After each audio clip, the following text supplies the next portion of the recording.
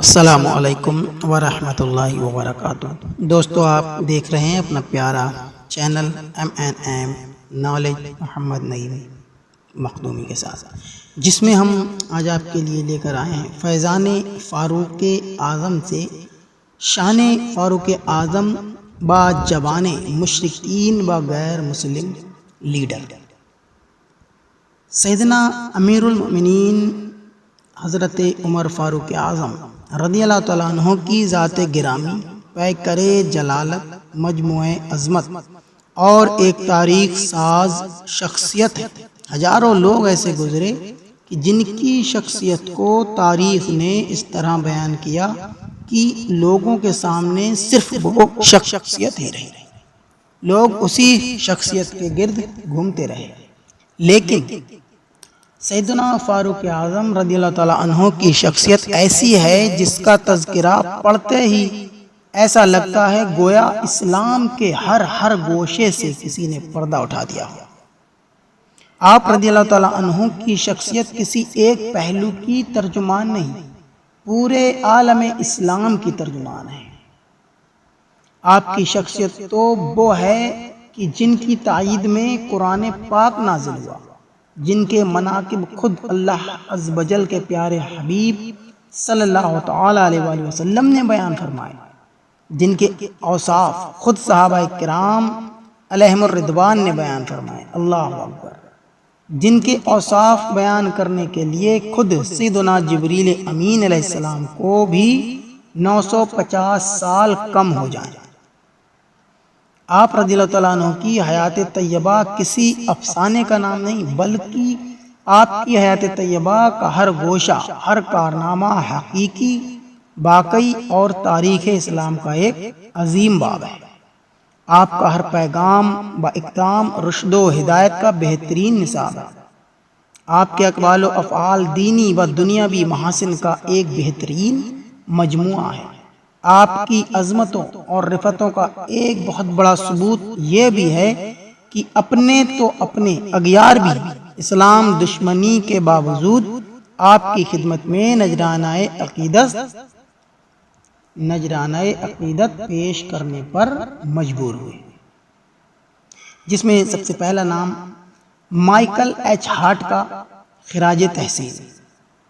مشہور عیسائی مورخ و تجزیہ نگار مائیکل ایچ ہارٹ نے ایک کتاب لکھی جس کا نام ہے The 100 Ranking of Most Influential People in History، یعنی کہ تاریخ کی 100 اہم ترین شخصیات۔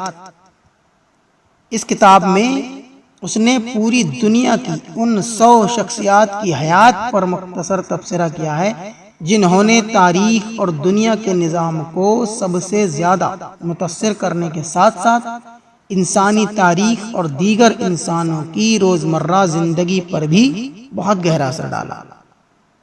ان 100 شخصیات میں سب سے پہلے اس نے اللہ عز و جل کے پیارے رسول محمد مصطفیٰ احمد مجتبیٰ صلی اللہ تعالی علیہ وآلہ وسلم کا ذکر کیا، اور 52 نمبر پر رسول اللہ صلی اللہ تعالی علیہ وآلہ وسلم کے عاشق حقیقی امیر المؤمنین حضرت سیدنا عمر فاروق اعظم رضی اللہ تعالی عنہ کی حیات طیبہ کے مختلف پہلوؤں کا تذکرہ کیا۔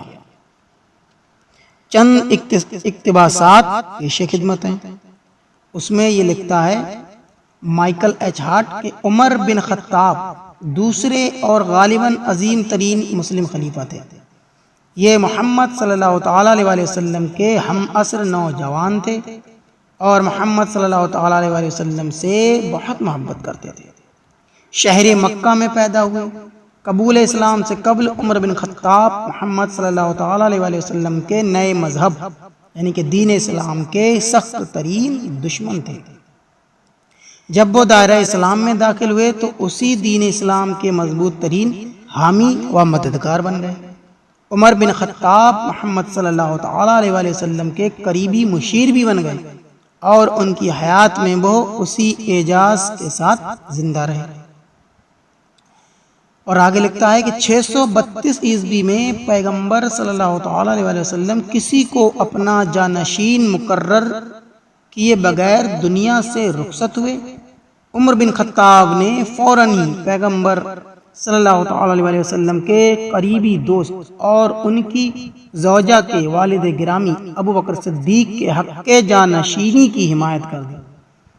عمر بن خطاب کے اس فعل سے سرد جنگ کا امکان ختم ہو گیا اور عمومی طور پر ابو بکر صدیق کو مسلمانوں کا اولین خلیفہ یعنی کہ پیغمبر کا جانشین تسلیم کر لیا گیا۔ اور آگے لکھتا ہے ابو بکر صدیق بلا شبہ ایک کامیاب خلیفہ تھے، لیکن 2 سال بعد ہی فوت ہو گئے۔ انہوں نے عمر بن خطاب کا نام اپنی جانشینی کے لیے منتخب کر دیا تھا۔ اس طرح ایک بار پھر اقتدار کے لیے تنازع کا امکان مسترد ہو گیا۔ 634 عیسوی میں عمر بن خطاب خلیفہ بنے اور ان کی حکومت 644 عیسوی تک قائم رہی۔ بعد ازاں ایک مجوسی غلام نے مدینے میں ان پر قاتلانہ حملہ کیا۔ بستر مرگ پر انہوں نے 6 افراد کی ایک مجلس شورا بنانے کی تجویز دی جو ان کے جانشین کا فیصلہ کرے گی۔ یوں ایک بار پھر اقتدار کے حصول کے لیے مسلح چپکلش کا خاتمہ کر دیا گیا۔ اور آگے لکھتا ہے کہ عمر بن خطاب کی 10 سالہ خلافت کے دوران عربوں نے انتہائی اہم فتوحات حاصل کی۔ جس قدر عمر بن خطاب کی فتوحات اہم ہیں، اسی قدر ان کے منصب خلافت پر برقراری بھی اہمیت کی حامل ہے۔ بلا شبہ عمر بن خطاب کو اس عظیم سلطنت کا انتظام سنبھالنے کے لیے جو ان کی فوجوں نے فتح کی تھی مخصوص حکمت عملی وجہ کرنا پڑی تھی۔ انہوں نے فیصلہ کیا کہ ان مفتوحہ علاقوں میں عرب خاص عسکری رعایات کے ساتھ رہیں گے اور یہ کہ ان کا قیام مقامی لوگوں سے علیحدہ فوجی شہروں میں ہوگا، جبکہ مفتوحہ لوگ مسلمانوں کو جزیہ ادا کریں گے اور انہیں پرامن حالات میں رہنے دیا جائے گا۔ خاص طور پر انہیں قطعاً جبراً مسلمان کرنے کی کوشش نہیں کی جائے گی۔ اور آگے لکھتا ہے کہ عمر بن خطاب کی کامیابیاں مؤثر ثابت ہیں۔ محمد صلی اللہ تعالی علیہ وسلم کے بعد فروغ اسلام میں عمر بن خطاب کا نام نہایت اہم ہے۔ ان تیز رفتار فتوحات کے بغیر شاید آج اسلام کا پھیلاؤ اس قدر ممکن نہ ہوتا۔ مزید یہ ہے کہ اس کے دور میں مفتوح ہونے والے علاقوں میں بیشتر عرب تمدن ہی کا حصہ بن گئے۔ ظاہر ہے ان تمام کامیابیوں کے اصل محرک تو محمد صلی اللہ تعالی علیہ وسلم ہی تھے، لیکن اس میں عمر بن خطاب کے حصے سے صرف نظر کرنا بھی ایک بڑی غلطی ہوگی۔ اور آگے لکھتا ہے اس بات میں کچھ لوگوں کو ضرور تعجب ہوگا کہ مغرب میں عمر بن خطاب کی شخصیت اس طرح معروف نہیں ہے، تاہم یہاں اس فہرست میں اسے چارلی میگنی اور جولیس سیزر جیسی مشہور شخصیات سے بھی بلند مقام دیا گیا ہے۔ اس کی وجہ یہ ہے کہ وہ تمام فتوحات جو عمر بن خطاب کے دور خلافت میں واقع ہوئی اپنی وسعت اور پائیداری میں ان تمام فتوحات کی نسبت کہیں زیادہ اہم تھیں جو سیزر یا چارلی میگنی کی زیر قیادت ہوتی۔ اور انہی کے بارے میں ایک اور اسٹینلے لین پول کا خراج تحسین ہے۔ مشہور مغربی مصنف اسٹینلے لین پول نے اسلام اور سرکار صلی اللہ تعالی علیہ وسلم پر ایک کتاب لکھی جس کا نام ہے دا پروفیٹ اینڈ اسلام، یعنی کہ پیغمبر اور اسلام۔ اس میں امیر المومنین حضرت سیدنا عمر فاروق اعظم رضی اللہ تعالیٰ عنہ کے بارے میں لکھتا ہے، یعنی عمر بن خطاب طبیعت کے بڑے تیز تھے، بڑے جذباتی قسم کے انسان تھے۔ شروع میں اسلام کے شدید دشمن تھے، لیکن جب مسلمان ہو گئے تو آپ نے خود کو اسلام کا ایک مضبوط اور بنیادی ستون ثابت کر دیا۔ اور ولیم میور کا خراج تحسین بھی سیدنا حضور فاروق اعظم رضی اللہ تعالیٰ عنہ کے بارے میں ہے۔ مشہور مغربی مصنف و مورخ ولیم میور اسلام کے بارے میں انتہائی درجے کا متعصب اور شدید دشمن تھا۔ یوپی کا گورنر بن کر آیا اور 2 کتابیں لکھی۔ ایک کتاب کا نام لائف آف محمد یعنی کہ حیات پیغمبر، اور دوسری کتاب کا نام کیلیفیٹ یعنی کہ خلافت ہے۔ دونوں کتابیں تصنیف کرنے کا مقصد یہ تھا کہ عیسائی مبلغین مسلمانوں سے مناظروں میں ان کتب سے مدد لیں اور فائدہ اٹھائیں۔ نصرانیت کی اشاعت اس کا مقصد حیات تھا، لیکن اسلام کا بغض رکھنے کے باوجود اس نے امیر المومنین حضرت سیدنا عمر فاروق اعظم رضی اللہ تعالیٰ عنہ کی عظمت کا اعتراف کیا۔ آپ رضی اللہ تعالیٰ عنہ کی فتوحات کے بارے میں لکھتا ہے کہ ابو بکر صدیق نے عرب کے مرتد قبائل کا زور توڑا۔ ان کے وصال پر اسلامی افواج نے بھی شام کی سرحد کو عبور کیا تھا۔ جب عمر بن خطاب نے حکومت کا آغاز کیا، اس وقت تمام عرب آپ کے تصرف میں تھا، لیکن آپ نے اپنی فراست سے، اپنے صبر و تحمل اور اپنے ہی بلبوتے پر شام، مصر اور ایران پر تصرف حاصل کر لیا اور اسی حیثیت میں اپنی جانیں آفرین کے سپرد کر دی۔ آپ اس عظیم مملکت کے امیر المومنین تھے جس میں بعض نتینی حکومت اور ایرانی سلطنت کے بعض عمدہ ترین صوبے شامل تھے۔ یہی ولیم میور امیر المومنین حضرت سیدنا عمر فاروق اعظم رضی اللہ تعالیٰ عنہ کی مختلف صفات کو بیان کرتے ہوئے لکھتا ہے، عمر کا ہر فیصلہ دانش و تدبر و دور اندیشی کے میزان و پیمانے کا آئینہ تھا۔ وہ ایک عام شیخ عرب کی مانند کفایت شعار تھے۔ منزل پر پہنچنے کے لیے ان کے خضر راہ دو اصول تھے، ایک تو سادگی اور دوسرا فرض شناسی۔ ان کے نظم و نسق کے امتیازی خد و خال بھی دو ہی تھے، ایک تو عدل اور دوسرا اخلاص۔ یہی ولیم میور اپنی کتاب the caliphate its rise decline and fall, یعنی کہ خلافت اور اس کا عروج و زوال، امیر المؤمنین حضرت سیدنا عمر فاروق اعظم رضی اللہ تعالیٰ عنہ کی مختلف صفات کو بیان کرتے ہوئے لکھتا ہے کہ عمر بن خطاب کی حیات کے چند گوشے یہ ہیں: سادگی اور فرض شناسی ان کے دو رہنما اصول تھے، انتظامی معاملات کو سنبھالنے کے روشن ترین جوہرے غیر جانبداری اور بے انتہا اخلاص تھے۔ آپ کا احساس معدلت، انصاف قائم کرنے کا احساس بڑا مضبوط تھا۔ سپہ سالاروں اور حاکموں کے باب میں آپ کا انتخاب روح رعایت سے بالکل پاک تھا۔ آپ ہاتھ میں درہ لے کر مدینے کی گلیوں میں گھومتے تھے، مجرموں کو سر عام سزا دیتے تھے۔ اسی وجہ سے یہ محاورہ بن گیا کہ عمر کے درے کی ہیبت تلوار سے زیادہ سخت ہے۔ اس کے باوجود آپ کا دل بہت نرم اور شفیق تھا۔ یہ حقیقت انگنت شواہد پر مبنی ہے۔ بیوہ خواتین اور یتیموں کے دکھوں کا مداوع کرنا اور ان کے لیے سہولتیں فراہم کرنا آپ کا نصب العین تھا۔ ایک ہی حکایت ان حقائق کو واضح کرنے کے لیے کافی ہے کہ قحط کا زمانہ تھا۔ آپ عرب میں سفر کر رہے تھے۔ آپ کی نظر ایک غریب عورت اور اس کے بھوکے روتے بچوں پر پڑی۔ کیفیت یہ تھی کہ آگ جل رہی تھی، بچے اس کے ارد گرد بیٹھے تھے، چولہے پر ایک برتن تھا جو خالی تھا۔ عمر بن خطاب اس سے آگاہ ہوئے، روٹی خریدی، گوشت خریدا، ضرورت مند خاندان میں آ کر اپنے ہاتھ سے گوشت بھونا، شوربہ تیار کیا اور بھوکے بچوں کو پلایا۔ بچے کھا پی کر ہنسنے اور کھیلنے میں مصروف ہو گئے۔ عمر بن خطاب انہیں اس خوشی کی حالت میں چھوڑ کر دوبارہ واپس چلے گئے۔ اور M.N. رائے کا خراج تحسین سیدنا فاروق اعظم رضی اللہ تعالیٰ عنہ کے لیے کیا ہے؟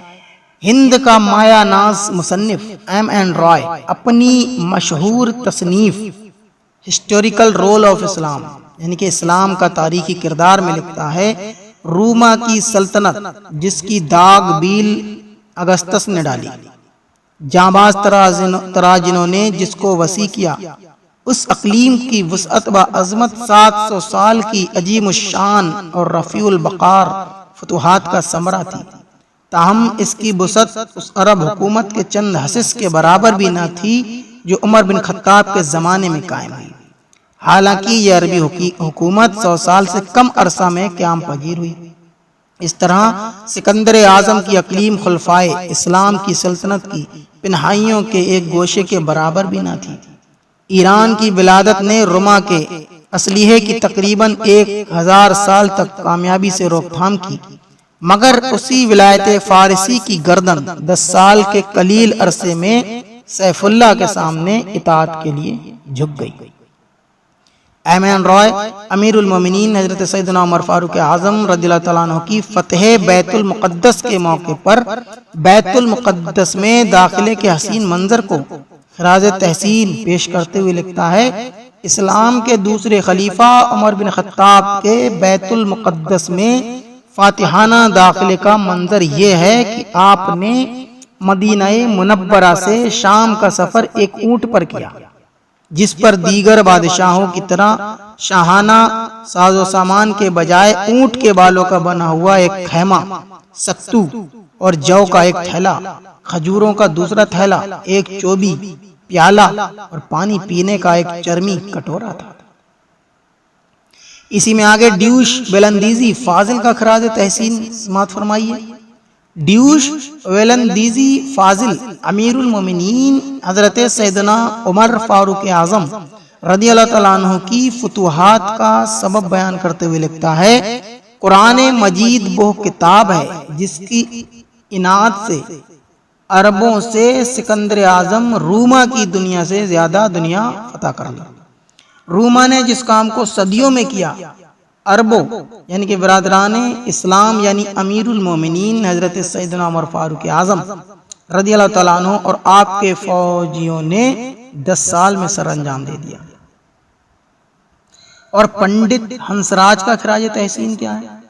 D A B college Lahore کا پرنسپل پنڈت ہنسراج امیر المومنین حضرت سیدنا عمر فاروق اعظم رضی اللہ تعالیٰ عنہ کی فتوحات کا سبب بیان کرتے ہوئے لکھتا ہے، اسلام اور عربوں کے عروج کا سبب محمد صاحب صلی اللہ تعالی علیہ وسلم کی تعلیم ہے، یعنی امیر المومنین حضرت سیدنا عمر فاروق اعظم رضی اللہ تعالیٰ عنہ نے جو اتنے کم عرصے میں اتنے وسیع رقبے پر پرچم اسلام لہرایا، اس کا سبب حقیقی صرف اور صرف یہ ہے کہ آپ رضی اللہ تعالیٰ عنہ رسول اللہ صلی اللہ تعالی علیہ وسلم کے تربیت یافتہ تھے۔ اور لالا لاجپت رائے کا خراج تحسین کیا ہے؟ ہندوؤں کا ممتاز فاضل لالا لاجپت رائے امیر المومنین سیدنا عمر فاروق اعظم رضی اللہ تعالیٰ عنہ کی شخصیت کو خراج تحسین پیش کرتے ہوئے لکھتا ہے، ہندوستان کو عمر جیسی شخصیت کی ضرورت ہے۔ یہ جملہ لالا لاجپت رائے کا امیر المومنین حضرت سیدنا عمر فاروق اعظم رضی اللہ تعالیٰ عنہ کو زبردست خراج تحسین ہے۔ اس نے اپنے مذہب کی کسی نامور شخصیت کا نام نہ لیا، یہ اگر فلاں ہوتا تو ہندوستان کا نظام درست ہو جاتا، کیونکہ سیدنا فاروق اعظم رضی اللہ تعالیٰ عنہ کی سیرت طیبہ، آپ کے عدل و انصاف کے یہ ہندو بھی معترف تھے، اور آپ رضی اللہ تعالیٰ عنہ نے نسلی و مذہبی فرق سے بالاتر ہو کر اپنی سلطنت میں مکمل انصاف فرمایا۔ اسی وجہ سے لالا لاجپت رائے یہ کہنے پر مجبور ہو گیا۔ گاندھی کا خراج تحسین کیا ہے؟ ہندوؤں کے موہن داس گاندھی کی تقریروں سے یہ بات سامنے آتی ہے، وہ جتنا امیر المومنین حضرت سیدنا عمر فاروق اعظم رضی اللہ تعالیٰ عنہ کی سیرت طیبہ سے متاثر تھا، اتنا کسی اور سے متاثر نہیں تھا۔ خصوصاً آپ رضی اللہ تعالیٰ عنہ کی سادگی کو اس نے اپنی زندگی کے لیے معیار بنا لیا تھا۔